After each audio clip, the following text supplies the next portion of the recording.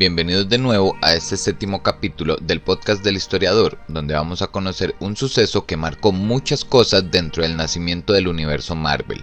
Así que vamos de una vez con este capítulo. Las luchas internas azotaron a Atlantis durante siglos, y aunque el hombre submarino logró unificar el reino sumergido, este continuó bajo el ataque de figuras del pasado. El gran cataclismo del año 18.000 a.C., además de arrasar el imperio desviante, sumergió en el fondo del océano el continente de Atlantis, que junto con su capital homónima había albergado a una de las escasas civilizaciones humanas que habían escapado del azote de los desviantes y se había convertido en una vasta reserva de conocimiento científico y cultural. Cuando Atlantis quedó sumergida bajo el mar, siglos de saber y experiencia se perdieron con ella. Sin embargo, y a pesar de que la ciudad se hundió en menos de una semana, un puñado de atlantes logró sobrevivir al cataclismo. Los supervivientes se volvieron anfibios, los primeros de una nueva rama de la humanidad que más tarde se clasificaría como Homo hermanos. Se desconoce si los atlantes desarrollaron branquias y una fisonomía mejorada como resultado de una mutación natural, de una ciencia arcana o de la magia de la rápida adaptación les permitió prosperar bajo las olas. Atlantis quedó en ruinas tras la terrible catástrofe y los supervivientes la abandonaron y se convirtieron así en un pueblo nómada que recorría los grandes océanos del mundo. Los escasos avistamientos de Homo hermanos a lo largo de los siglos inspiraron múltiples leyendas acerca de estos seres acuáticos.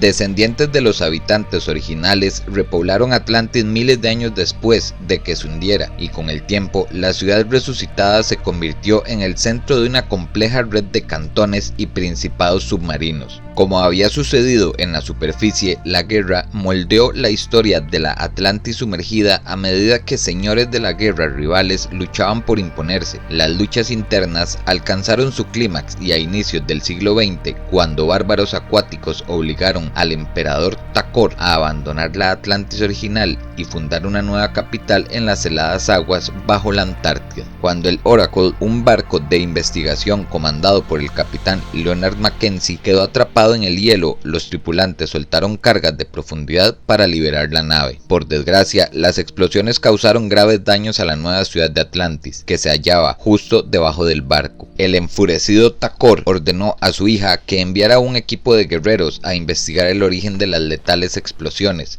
pero como la princesa Fen no quería poner en peligro a sus subordinados, ingirió una poción que le permitía respirar en la superficie durante 5 horas seguidas. Durante su estancia en el Oracle e intentando entender mejor a los habitantes de la superficie, Fen se enamoró del capitán Mackenzie. La pareja se casó, pero su felicidad fue pasajera. Takor temía por la seguridad de su hija y ordenó a un grupo de guerreros atlantes que la sacaran del barco a la fuerza. Lamentablemente, la tripulación del Oracle murió en una confrontación que pronto se volvió violenta. Unos meses después, mientras aún lloraba la pérdida de su marido, Fen dio a luz a un niño de tez clara al que llamó Namor, el hijo vengador. Namor fue el primer híbrido humano atlante del mundo y podía respirar tanto en la superficie como bajo del agua. También era mutante y podía volar con la potencia de un misil. Criado bajo la influencia del emperador Takor, Namor desarrolló un profundo odio hacia el mundo de la superficie.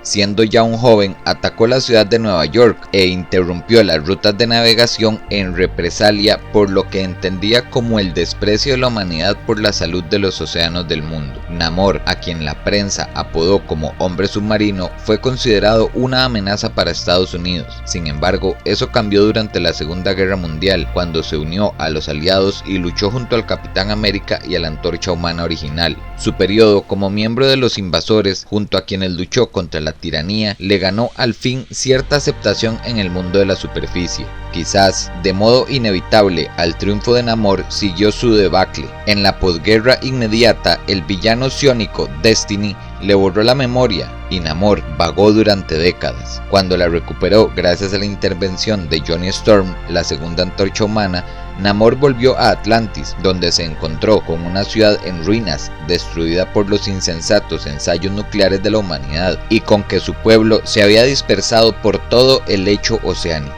Namor, que volvía a desconfiar del mundo de la superficie, reanudó su campaña contra los intereses de la humanidad. No obstante, cuando logró reunir a sus súbditos perdidos, concentró sus esfuerzos en reconstruir Atlantis y en consolidarse como su soberano. Con todo, y su linaje humano impedía que fuera aceptado por todos, y algunos lo consideraban un intruso, por lo que la relación del nuevo rey con su propio pueblo era a veces tan tensa como la que mantenía con el mundo de la superficie. La situación explotó cuando pareció que Namor había abandonado a su pueblo y había huido de Atlantis justo cuando criaturas del pasado mítico de Atlantis atacaban el reino. Sin, la malvada hija del perverso Cráneo Rojo, se valió de brujería arcana para liberar a Serpiente, dios asgardiano del miedo, que llevaba mucho tiempo aletargado bajo el océano Atlántico. Como resultado, una terrible oleada de terror recorrió el mundo y cundió el pánico. Además, Serpiente entregó unos martillos de poder inmenso a 7 individuos,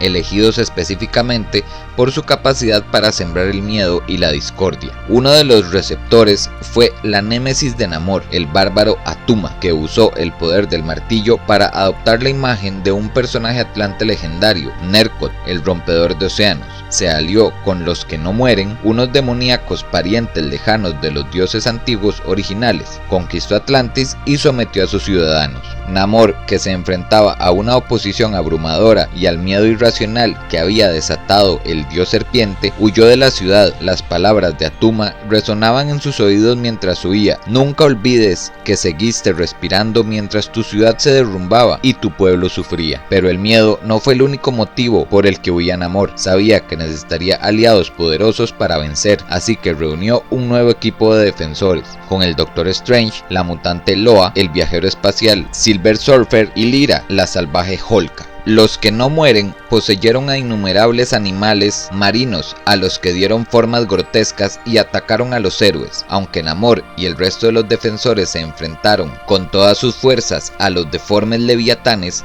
tuvieron que contenerse cuando se toparon con un nuevo enemigo. Algunos de los que no mueren habían poseído a atlantes cautivos y asusaban a Namor mientras avanzaban de forma implacable con las armas en alto, gritando: «Rey nuestro, ¿cómo has permitido que nos capturaran?». Sin embargo, cuando Namor oyó esas palabras, en lugar de desesperarse, se sintió más resuelto que nunca y su miedo desapareció. El rey de Atlantis aceptó por fin sus responsabilidades como líder y se mantuvo firme. Usó la mínima fuerza posible para contener a los soldados que avanzaban y dejó inconsciente a muchos de ellos. Esto dio al Doctor Strange tiempo suficiente para preparar un hechizo con el que pudo transportar a los que no mueren de vuelta a su reino en otra dimensión. Al perder a sus aliados, Attuma tuvo que abandonar Atlantis con los pocos secuaces que le quedaban. Los defensores los persiguieron y mientras el resto de los héroes perseguían a los esbirros de Attuma, Namor asestó un devastador y definitivo golpe al villano. Desprovisto de su martillo y herido de gravedad, Attuma huyó